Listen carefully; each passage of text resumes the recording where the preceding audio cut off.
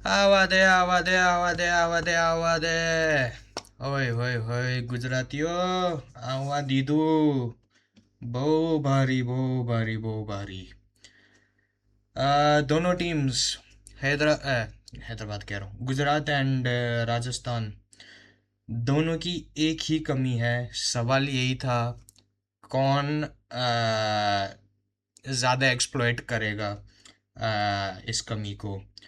दोनों टीम्स के अगेंस्ट अगर जीतना है, सिंपल सा फॉर्मूला है कि टॉप ऑर्डर जल्दी आउट कर लो, फिर बाकी प्रेशर में आ जाते हैं। और ऑन पॉइंट एग्जीक्यूशन गुजरात की तरफ से। सीधा उसी पे चलते हैं, स्कोर कार्ड पे ही ज़्यादा टाइम वेस्ट ना करते हुए। खुला है। हाँ। राजस्थान वालों ने टॉस जीता था। राजस्थान वालों ने टॉस जीत के गुजरात को भेजा बैटिंग करने के लिए। और साई सुदर्शन और गिल लगभग 11 ओवर खेल के गए। ये नहीं कहूँगा कि 11 ओवर में ही उन्होंने राजस्थान को उड़ा के रखा था, ये करके रखा था। लेकिन गुजरात वाले क्योंकि विकेट्स इन हैंड थी बहुत लंबे टाइम तक उनकी इनिंग्स में, तो उनके पास प्रेशर, वो प्रेशर नहीं बन रहा था उनके ऊपर फिनिश करने का, 180 स्ट्राइक रेट 200 स्ट्राइक रेट के साथ फिनिश करने का। इनका की यही है, टॉप ऑर्डर में से दो लोग या साई गिल और बटलर, तीन में से दो लोग एक फेल हो जाओ कोई इश्यू नहीं है, बाकी के दो लोग को majority of the innings bat out करनी पड़ेगी। और तभी इनका कोई कुछ रिस्पेक्टेबल टाइप टोटल खड़ा होता है। वरना तो गुजरात वाले भी बर्बाद ही थे अगर टॉप ऑर्डर जल्दी आउट हो जाता तो। साई सुदर्शन 152 153 का लगा लो स्ट्राइक रेट। लोग कहेंगे स्लो है, बट जिस टेम्पो के साथ गुजरात खेलती है वो सही है। 152 का स्ट्राइक रेट सही है सुदर्शन का। 36 बॉल में 55। लोग कहेंगे स्लो खेला, ये खेला, वो खेला, वॉट एवर, बट गुजरात का यही है, वो ज़्यादातर उनका वो है नहीं कि ऊपर से लेके नीचे तक सारे मार धाड़ वाले, वो है नहीं, उनका टेम्पो ही नहीं है वैसा कि हर ओवर में बॉल के चार टुकड़े करेंगे, वैसा है ही नहीं उनका। वो आराम से वो खेलते जाते हैं 150 160 के स्ट्राइक रेट के साथ। और लगभग 9-10 का मीठा मीठा वो रन रेट मेंटेन करते हैं। और फिर एंड में अगर राहुल तेवतिया या होल्डर वगैरह किसी के लग गए और एक्स्ट्रा कुछ आ गया, तो फिर वो रन रेट उनकी बन जाती होती है फिर 11-12 की। वरना तो इनका यही है, 200 के अराउंड वो एकदम आराम से पहुंचते हैं। अभी भी वो स्लो टेम्पो वाली क्रिकेट खेलते हैं और उसमें भी कोई बुराई है नहीं, क्योंकि उस क्रिकेट, उस क्या कहते हैं, माइंडसेट से, उस वे ऑफ खेलने से, उस इंटेंट से वो पहुंच चुके हैं उसमें पॉइंट टेबल में एकदम टॉप पे पहुंच चुके हैं। आई थिंक सेकंड पहुंच चुके हैं पॉइंट टेबल में। हाँ, सेकंड पहुंच चुके हैं एसआरएच के नीचे नेट रन रेट के चलते। तो एक अच्छा उनकी तरफ से एग्जीक्यूशन बहुत अच्छा रहा है, खास करके top, again wickets in hand, main cheese wicket in hand. अगर मैं गोल गोल बातें कर रहा हूँ वो इसलिए क्योंकि मैं एक दो चीज़ें खोलने की कोशिश कर रहा हूँ, वो खुल नहीं रही, तो गोल गोल बातें हो रही है। हाँ, अब खुल गया। साय पे तो बात कर ली, 36 बॉल में 55 रन्स। शुभमन गिल, ये एक मैच था वो आरसीबी के अगेंस्ट, उसने हेजलवुड को जो कूटा था, शुभमन गिल ने उस दिन साबित किया था कि वो इनिंग खींच भी सकता है, और ऊपर से अगर रिक्वायरमेंट है प्रेशर रिलीज करने की तो वो कर भी सकता है। वो ऊपर से ही तोड़ के फिर स्लो होके फिर वापस अपना स्ट्राइक रेट वगैरह खींच सकता है। वो शिफ्टिंग बिटवीन गियर्स बहुत अच्छी तरीके से कर सकता है। शुभमन गिल 44 बॉल्स में 84 रन्स, उसका एक चांस था वो ड्रॉप के ड्रॉप कैच उसकी तरफ से, हेटमायर की तरफ से, जो बाउंड्री लाइन क्रॉस कर गई और छक्का चला गया। वरना अदरवाइज कोई भी वैसा लूज शॉट वैसा कुछ नहीं था शुभमन की तरफ से। 44 बॉल में 84 रन। शुभमन गिल ने ऊपर से ही अथॉरिटी उसकी जमा दी थी। आई थिंक 10 ओवर में कुछ 110 या ऐसा कुछ थे गुजरात वालों की। और यही था कि अगर पहले 10 में ये इतने आए हैं, फिर बाकी के 10 में 100 कर लो, बात बन जाएगी गुजरात की। क्योंकि बॉलर्स भी बहुत अच्छी अच्छी तरीके से रिस्पॉन्ड कर रहे हैं गुजरात के।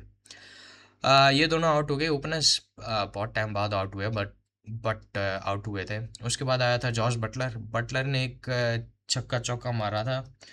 लगा कि ये बटलर भी कोई कैमियो टाइप खेल जाएगा, बट हो नहीं पाया उससे। 10 बॉल में 13 करके गया है। जेसन होल्डर 7 में 7 करके गया है। और वाशिंगटन सुंदर एंड राहुल तेवतिया जो फिनिश करके गए। जो उन्होंने एक जो ऊपर से गिल जो बना के गया था, बना के गया था फाउंडेशन, उस पे जो उन्होंने फिनिश किया है, वाह। ये सुदर्शन जो तीन तीन चार एक मैच हो गए अब सुदर्शन को ऐसे तेज तरह रन बनाते हुए, 180 160 वाले स्ट्राइक रेट के साथ, और इम्पैक्टफुल रन्स बनाते हुए। तो एक चीज़ अच्छी होगी, क्योंकि पहले ग्लेन फिलिप्स था, ग्लेन फिलिप्स के रन आ नहीं रहे थे। और वाशी भी फंस रहा था, कोई कोई मैचों में शाहरुख भी खिला रहे थे, उसके भी बन नहीं रहे थे। राहुल तेवतिया चलो आज ठीक करके गया है, बट अदरवाइज उसका भी उस लेवल पे इम्पैक्ट आया नहीं है राहुल तेवतिया का। बट कल एक ऑलराउंड एक अच्छी गेम थी, और ये अच्छी फिनिश करना बहुत ज़रूरी था, क्योंकि दूसरी साइड पे वैभव सूर्यवंशी आने वाला था इम्पैक्ट प्लेयर के तौर पे। वो टॉस के टाइम जब टीम शीट निकली तभी पता चल गया था इम्पैक्ट प्लेयर आएगा वैभव। तो ये स्कोर खड़ा करना पड़ेगा। अगर उसको बेंच पे रखते वैभव को, तो शायद इतना बड़ा फिनिश की ज़रूरत ना थी। बट वैभव क्योंकि ऊपर से ही मैच ख़त्म कर देता है, पावर प्ले में ही ख़त्म कर देता है, तो ये बहुत ज़रूरी था। वॉशिंगटन सुंदर 20 बॉल में 37, 185 का स्ट्राइक रेट। 3 रन और होते तो 200 का स्ट्राइक रेट बन जाता अगले का। राहुल तिवतिया 4 बॉल मिली थी उसको, 2 छक्के लगा के गया है। 350 का स्ट्राइक रेट है, बट ओनली 4 बॉल का ही है। तो ये मत जज कर लेना कि 350 के स्ट्राइक रेट से मारते हैं। 4 बॉल मिली थी, 2 छक्के मारे थे, वो उतने तक ही रहो कि उसने फिनिश अच्छा किया था। एक्स्ट्रास बहुत ज़्यादा, बहुत मतलब हद से ज़्यादा। आर्चर को पता नहीं कौन सा भूत सवार होके रखा था। ये आर्चर की ही देन है, एक्स्ट्रास 19 एक्स्ट्रास। बन तो 210 ही रहे थे, वो तो आर्चर की तरफ से वो एक्स्ट्रा रन आ गए थे। एक्स्ट्रा रन बन गए गुजरात की तरफ से, 230 तक चला गया मामला। 16 वाइड्स और एक नो बॉल, बाकी तो बाय लेग बाय तो ही थे, वो ठीक है। 19 एक्स्ट्रास थे उसमें टोटल।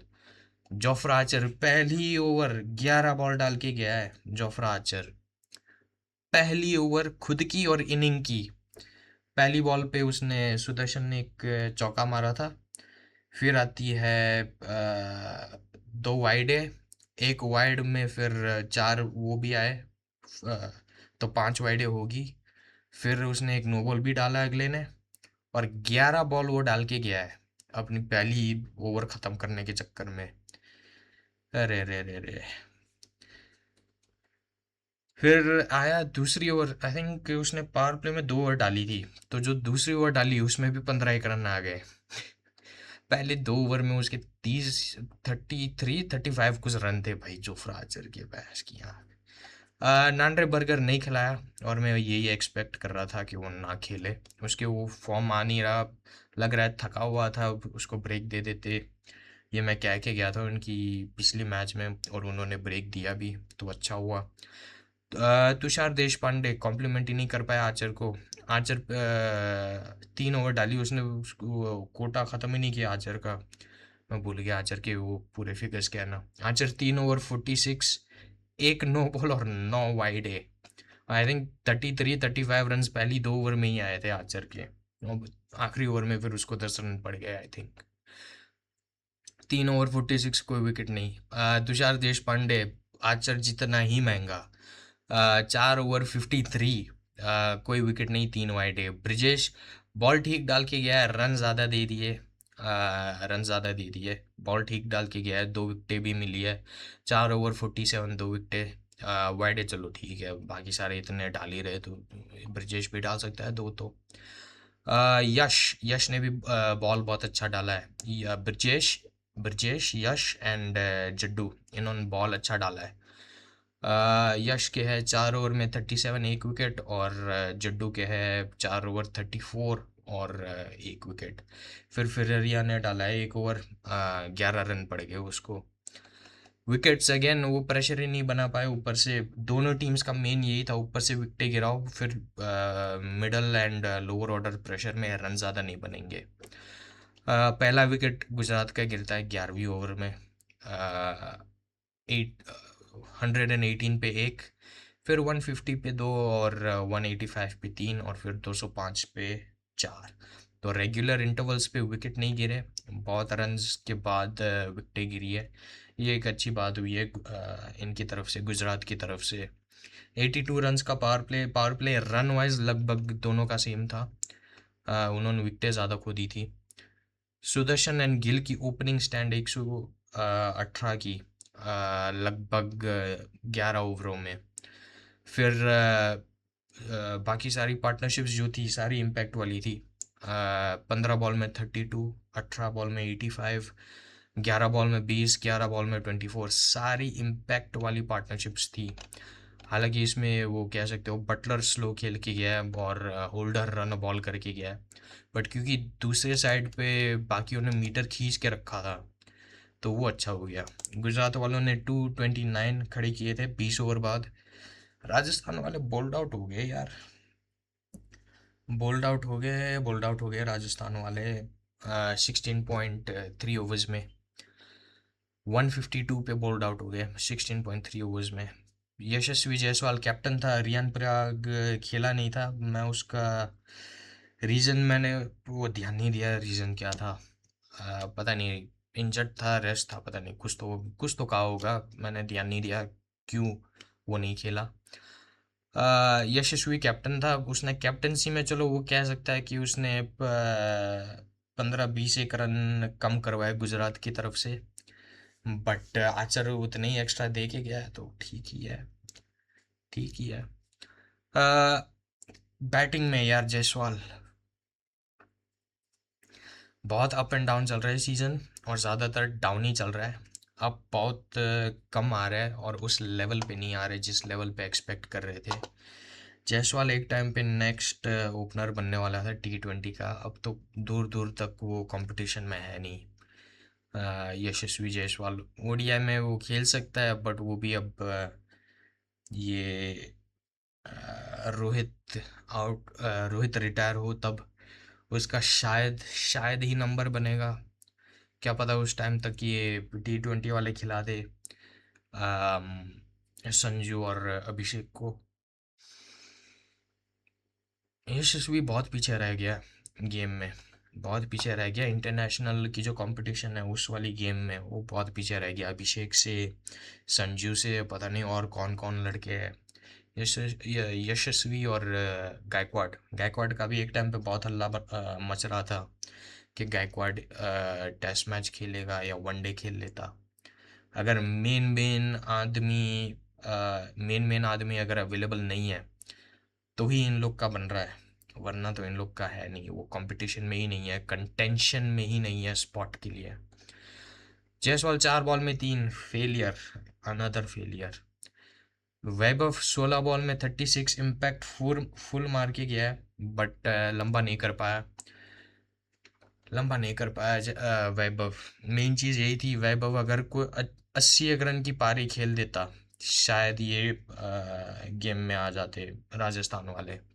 बट अगेन यार, बच्चों पे कितना प्रेशर डालोगे कि हर मैच हर फंसी हुई सिचुएशन में बच्चे निकाल के देंगे टीम को एक जीत। तो उस हिसाब से तो कोई इशू नहीं है, अपनी तरफ से तो इम्पैक्ट मार के गया है। अब पूरी की पूरी टीम उस पर रिलायंट है, वो उसकी थोड़ी ना गलती है। जुरेल इम्पैक्ट अच्छा डाल के गया, 10 बॉल में 24, बट जो बोल्ड मारा है राशिद खान ने, बाय गॉड, क्या बोल्ड मारा है, क्या बोल्ड मारा है राशिद खान ने। वो ब्लॉक करने गया, पता नहीं एज लगा था एज नहीं लगा था, वो मैं क्लियर देख नहीं पाया था वो रिप्ले। बस एज से पास्ट हो गए, फिर ऑफ स्टंप पे लगी थी बॉल। क्या बोल्ड मारा है राशिद खान ने। शिमरन हेटमायर बर्बाद आदमी है, क्यों वापस लाए, और वापस लाए तो इतना ऊपर भेज दिया। इतना ऊपर भेजना ही था तो उसको वन डाउन भेज देते, जैसे उसने वर्ल्ड कप में खेला था, शायद 3 नंबर पे कुछ आ ही जाता, या उसको एकदम नीचे भेज देते फिनिश करने के लिए। तो इसका नंबर मेरे को समझ नहीं आया सबसे पहले। सबसे पहले इसका नंबर ही समझ नहीं आया मुझे कि इतना ऊपर क्यों भेजा और नीचे क्यों नहीं भेजा। और चलो, जहाँ पे भी भेजा वहाँ पे कम से कम टुल्लागिरी तो कर लेता। टुल्लागिरी भी नहीं कर पाया। 7 बॉल में 6 रन, कंप्लीटली फेल। जडेजा, उसने एफर्ट अच्छा डाला है, एफर्ट अच्छा मारा है, बट जडेजा का ना, अगेन, T20 वर्ल्ड कप 24 वाला, उसमें भी मैच बैटर उसका इम्पैक्ट देख ही नहीं रहा था, क्योंकि उसका आ ही नहीं रहा था उस टाइम पे भी। उस टाइम पे 1-2 साल हो गए थे उसकी इम्पैक्ट आते हुए, और 24 के वर्ल्ड कप को भी अब 2 साल होने को आ रहा है, तो लगभग 5 एक साल गिन लो। बैटिंग से उसका वो इम्पैक्ट आ नहीं रहा। बस वो गुजरात के अगेंस्ट वो फाइनल में 2 या 3 बॉल में 10 रन चाहिए थे, वहाँ पे चक्का चौका, एक छक्का एक चौका आ गया, तो वहाँ से उसने मैच निकाली थी। वही एक है याद उसके पिछले 5 एक साल में, वरना उसका आ ही नहीं रहा उसका जडेजा का बैटिंग से। उसने एफर्ट बहुत अच्छी मारी है, 25 बॉल में 38 150 का स्ट्राइक रेट। बट अगेन यार, जडेजा एक टाइम पे केपेबल था मैच फिनिश करने का, ये मैच जडेजा अकेला निकाल के ले आता। बट अब वो रहा ही नहीं बैटिंग में, वो बात ही नहीं रही जडेजा की। फिरेरा फिरेरिया, 2 बॉल में 4, आते ही चौका मार दिया, फिर बोल्ड हो लिया। बोल्ड हो लिया, 1 सेकंड, 3 बोल्ड। यार राशिद ने किसको बोल्ड किया था, फेरेरिया को किया था, ध्रुव जुरेल को किया था, जो एकदम वो आउटसाइड एज से जो पास हुआ था वो, भैंस की आंख, मुझे लगा एक ही बोल्ड मारा है उसने। चलो कोई नहीं, उसने किसी को तो बोल्ड मारा था, चलो कोई इशू नहीं है। शुभम दुबे भी बोल्ड हुआ है राशिद के हाथों, 14 बॉल में 15 रन। शुभम का भी इम्पैक्ट नहीं आया, शुभम का कोई इम्पैक्ट नहीं आया, और रन अ बॉल। और शनाका को डाला था।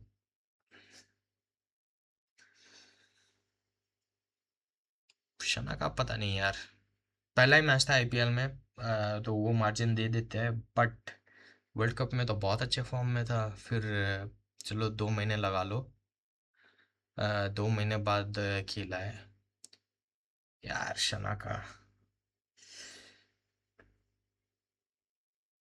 शनाका से ज़्यादा एक्सपेक्टेड था।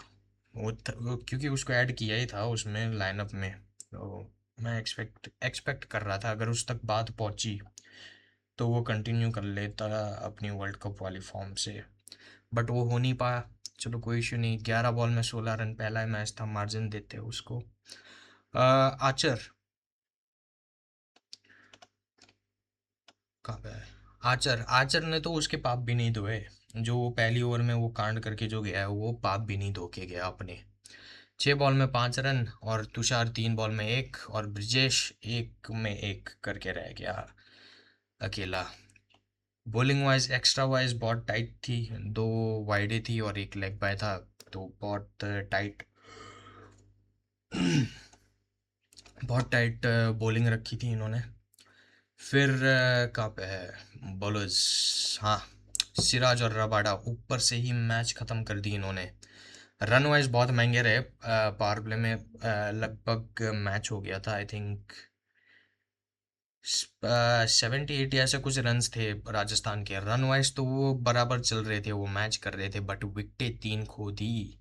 सिराज ने एक विकेट लिया है, लेकिन सिराज ने एक विकेट लिया है लेकिन उसका निकाला है वैभव का। और रबाडा किसको लेके गया है?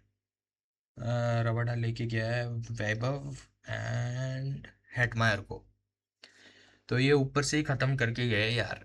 ऊपर से ही एकदम हल्का कर कर दिया था इन्होंने, 3-3 ओवर डाल के। रबाडा और सिराज ने। सिराज की 4 ओवर 55, एक विकेट वैभव की। और रबाडा की 3 ओवर 33 और एक विकेट, सॉरी 2 विकेट उसकी जायसवाल की। और अरे अभी कहा था मैंने, और हेटमायर की। रन वाइज महंगे पड़े थे नो डाउट, बट क्योंकि मेन मेन विकेटें निकाल दी थी उन्होंने ऊपर से ही, तो फिर बाकियों के लिए बहुत आसान हो गया था। फिर साई किशोर 1 ओवर 8 रन, चलो कोई इशू नहीं है। राशिद खान 4 ओवर 33 रन और 4 विकेटें। वॉशिंगटन सुंदर 2 over 10 run. Jason holder 2.3 over 12 run और 3 विकेटें। जेसन होल्डर अगेन फाइफर की तरफ जाने की कोशिश कर रहा था, बट चलो कोई इश्यूज नहीं है यार। दोनों का यही था, दोनों के अगेंस्ट यही रहता है गेम प्लान। ऊपर से विकेटें आउट कर लो, बाद में रन्स नहीं बनेंगे। गुजरात वालों ने विकेटें इन हैंड रखी, खास करके टॉप ऑर्डर की, और इन्होंने जाने दी। 38 पे एक, कहाँ पे है? अरे क्यों बंद हो गया? कहाँ पे है? 38 पे एक, 40 पे दो, 68 पे 3, 87 पे 4, 91 पे 5, 115 पे 6, और 136 पे 7, 141 पे 8, 151 पे 9, और 52 पे बोल्ड आउट। यार 115 पे 6 यार, कितने कितना ही कर लेते यहाँ से, कितने ही कर लेते। वहाँ पे उन्होंने 81 रन का वो खेला था power play, run wise match किया था। आई थिंक 83 या ऐसा कुछ का पावर प्ले था उनका। और इन्होंने 78 किया। रन वाइज तो लगभग मैच कर रहे थे, बट विकेटें 3 खो दी पावर प्ले में। और पावर प्ले के जस्ट बाद वो 8वीं ओवर में 2 विकेटें और खो दी लगे हाथ एक ही ओवर में। और बात इनकी बनी नहीं। ओपनिंग पार्टनरशिप वैभव ही करके गया है, जायसवाल तो एक में एक करके खड़ा था। 38 17 में, फिर 38 रन 17 बॉल में, फिर 28 रन उसमें 13 बॉल में। फिर उसके बाद तो कुछ ज़्यादा रहा ही नहीं बात करने लायक। ऊपर से ही मैच ख़त्म करके गए ये लोग, गुजरात वाले। अगेन, अगर मैचअप बन रहा है नहीं बन रहा है वो कोई इश्यू नहीं है। मेन बॉलर को खिलाओ, वो अगर रन्स के लिए जाता है कोई इश्यू नहीं है। लेकिन अगर वो एक चांस बनाता है विकेट का, तो कम से कम बाकी बॉलर्स रन्स के लिए नहीं जाएंगे। और ये एक बहुत अच्छी चीज़ लगी कि क्योंकि सिराज और रबाडा महंगे हो गए थे ना अपनी पहले 1-2 ओवर्स में। तो गिल के पास पूरा वो आ सकता था कि नहीं नहीं, क्योंकि रन्स बहुत दे दिए तो होल्डर को लिख के आता हूँ, बॉलिंग चेंज करता हूँ। लेकिन वो लगा रहा अपने गेम प्लान के साथ। चलो ये पेसर्स का था, बट ये लॉजिक अप्लाई करता है स्पिनर्स पे भी, कि वो लेफ्टी है तो लेफ्टी स्पिनर नहीं डालेगा, ये वाली बकैती मत करना। भरोसा रखना, मेन बॉलर है, विकेट निकाल देगा। अगर उसने विकेट निकाल दी और वो खुद रन के लिए चला गया, कम से कम दूसरा बॉलर कम रन्स के लिए जाएगा। तो कंप्यूटर क्रिकेट मत खेलना, ये एक छोटा सा ज्ञान है। हालांकि जब कंप्यूटर क्रिकेट खेलती होती है टीम्स, तब ये ज्ञान दे के ही हटता हूँ। फिर भी चलो, आज नेसेसरी नहीं थी ये ज्ञान, बट दे दी, फिर भी रख लो, खुश रहो। इसके बाद पॉइंट्स टेबल में अब बहुत ज़्यादा कहर मच रहा है, बहुत ज़्यादा कहर। बट सबसे बेस्ट चीज़ ये है कि सबकी किस्मत अपने हाथ में है। एसआरएच टॉप पे है, गुजरात सेकंड पे आ चुकी है। 11 मैच है खेल के, 7 मैचेस जीती हुई है एसआरएच एंड जीटी।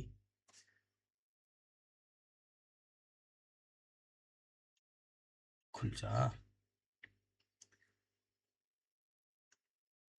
खुल जा, खुल जा, खुल जा। तो 11 मैचों में 7 जीती हुई है ये एसआरएच एंड जीटी।